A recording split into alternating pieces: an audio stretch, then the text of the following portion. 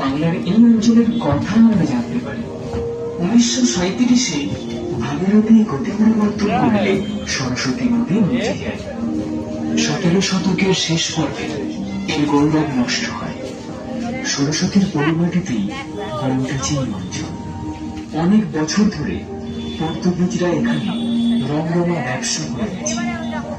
1575 খ্রিস্টাব্দে ভেনিসের বণিক সিজার ফেরেবিসি বেতর বন্দরে আসেন। বেতাইকান্ডের পূজা দিয়ে বণিকের বাণিজ্য তরী বেতর অতিক্রম করে যেত সমুদ্রে। আরাকান ও মগদস্যুদের ভয়ে বণিকরা এই বন্দর ছেড়ে যান।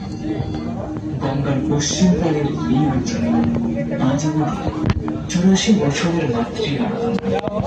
মহাশক্তির এই পুজো দক্ষিণ হাওড়ার এক প্রাচীন আমাদের এই মাতৃ আরাধনার মধ্যে দিয়ে ইতিহাস